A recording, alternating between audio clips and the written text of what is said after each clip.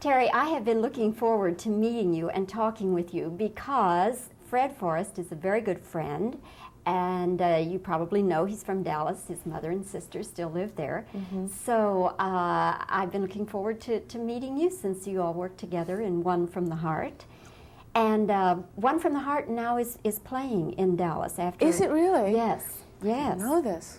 Yeah, you knew they re-released it. I heard they were going to recently, but I didn't know it had been released anywhere. Yes. A recut, another version, I think, or something is different. I think they just changed the open a wee bit. It isn't all that much re-edited. But that project really had so many problems and disappointments, didn't it? Yes. It should have been called Jinxed. No, it wasn't. They made that. Bette Midler made that one. No, and it was. But oh yes, it did. It had a lot of problems. It just became too conglomerated. But I love Fred Forrest, and I'm so glad that you know him and his family. And you know, his mother came to visit us once, and we were talking. Francis, I think, said to her that how much he thinks Fred is so handsome, and she said, well, Big Fred was the handsome one. She said it right in front of Fred, too. His father was really handsome. Fred used to kid about that. He's so darling. He's a wonderful man and a wonderful actor, Fred. Do you think the problem was basically just the fact that that whole big thing was done on the soundstage? Was that the basis of the problem? No, because there's been a lot of really great movies that have just been done on a soundstage. But, well, I don't know. The problems, first of all, I think Francis wasn't totally 100% in there. He was just starting his studio, and he was building up all the thing, and another thing is, when you make a movie, you have to start out with, a lot of people say, well, you don't need a great script. That story was a very simplistic little story, and he sort of messed with it so that it went, you know, we were never, Fred and I both, were never really sure about the characters because he kept changing them and changing them, which you can't do. It was not specific. I mean, even the part I do in Tootsie is absolutely specific. I know who that woman is. I've met her before. I know who that is. But in One from the Heart, it went all over the place. It's like you have to have a script. You sit around, you read recipes, you go, that sounds good. I think if I make this, it's gonna work out right. From the beginning, this was strange, and we kept putting our faith into, well, it'll work out, and just too many things that were going to work out that didn't, that we left to chance and to luck, I think, and prayers. In this film, Tootsie, of course, it's a wonderful look at actors struggling for survival and struggling to get ahead and so forth. You started in the business so young, 13, was it, when you were dancing with the San Francisco Ballet? It wasn't the San Francisco Ballet. It was a company that was in San Francisco, but it wasn't the San Francisco Ballet. But you were dancing professionally at 13. So, and then one thing, I guess, led to another. But did you ever, at some point, Teri, go through the struggling actress bit? Absolutely. I still am. I just, I think everyone does, but that particular niche that both Dustin's character, Michael, and I am in is that one stage of your career when you'll just do anything to get a job. Although my character's that way, Dustin's isn't. Dustin was to the defiant stage where he gets fired for being a tomato because he won't do what the director tells them. And I have actually been in those positions where I was supposed to play a Georgia Peach in a commercial once. I had in my head in a thing like this. Hi, I'm a Georgia Peach. I would go home at night and laugh at what am I doing? But I was doing it for the money, is what I was doing. But Dustin's character was never, and he was a little hostile to that, and the girl was, Sandy is a little bit ready to do whatever she's told, and yes, I've been in that position before. In the movie, Dustin is portrayed as an actor who is difficult, and his agent tells him nobody in town wants to work with you because you are so difficult. Now, in actual life, when Dustin is working, is he a little difficult? No. I mean, he's only difficult in the sense that, well, he's one of the most brilliant actors in this country, I think, and he's just, if you say, now, turn your head to the right in this shot, he'll have 1,000 questions for why. And this can drive any person to the brink of madness. And it did Sidney at one point, but Sidney is wonderfully, I mean, he was a great yin and yang sort of balance, because Sidney is the opposite of that.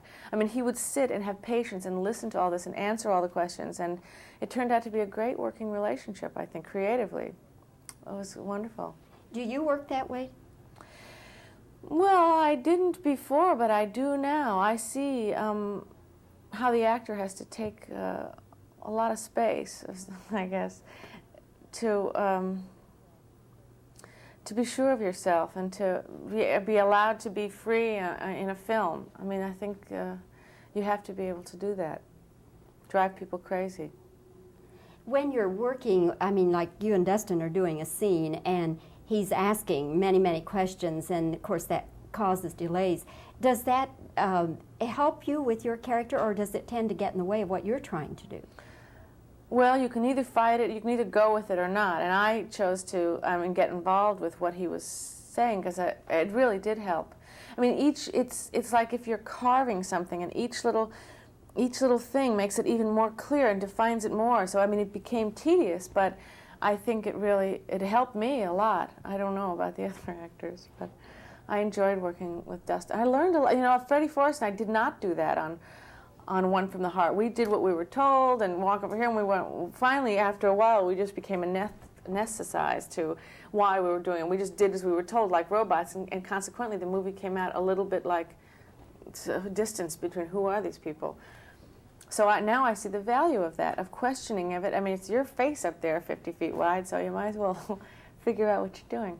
That's right, and people don't always blame the director. I mean, the audiences, they just feel that either you were good in it or you weren't, and they don't stop to think about the director made them do it that way, or the director let them down or something. But they shouldn't, because a director has so many things to look at. I mean, he's painting a picture. He looks through that lens. He's got to look at the dishes and the cups and the lighting and the thing.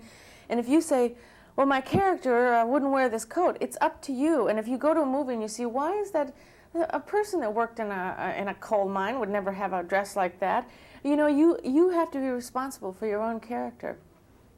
Teri, one last question. I'm doing a series of asking various people this question. Mm-hmm. So I'm going to ask you, if you could have anything in the world for Christmas, a gift, something tangible, you know, we all want good health and peace and love and that. Mm-hmm. Some tangible thing. Money were no object. All you had to do is just say, I want the lube or whatever.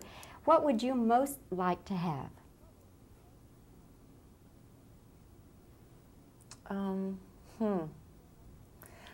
I think I would like to have a painting by Renoir. I don't know which one. I guess anyone. No, not anyone. Maybe this one, an impressionistic painting of the woman bather is beautiful, or something like one of those Garr. I don't know. See, I could go crazy. Specifically, I would like a Renoir painting. Do you know that would be my #1 choice? Is that right? Not a Renoir, but a French Impressionist. Oh, really? Yes. So we have very similar tastes. That's interesting. Teri, I have enjoyed getting to know you, and when you see Fred Forrest, give him my love. I certainly will. And tell him to hurry back to Dallas. We miss him. Nice to see you, Teri. Congratulations on a good performance. Thank you. I'm sure Freddie will be back there.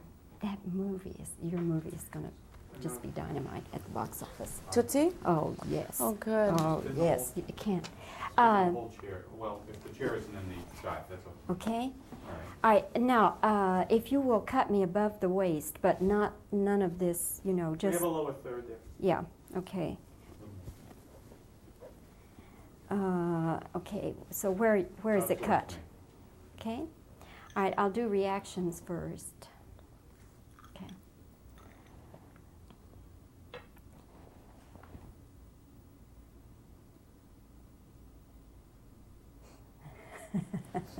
Sorry. Is One from the Heart doing well in Dallas? Okay, sound for questions.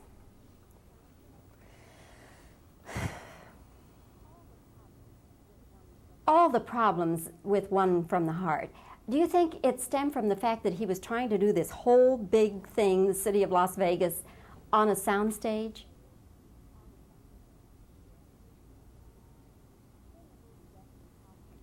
In the movie, Dustin Hoffman is an actor who has the reputation for being very, very difficult to work with. Now, in actuality, is he?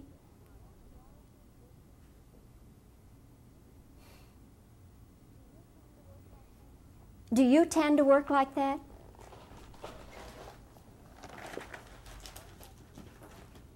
When Dustin is asking many, many questions on the set and it tends to delay things, does that help or hurt your characterization and what you're trying to do?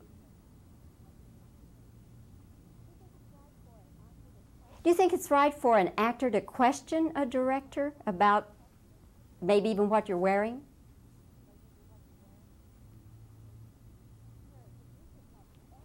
Teri, if you could have anything in the world for Christmas, a tangible object of some kind, of money were no object, what would you most like to have?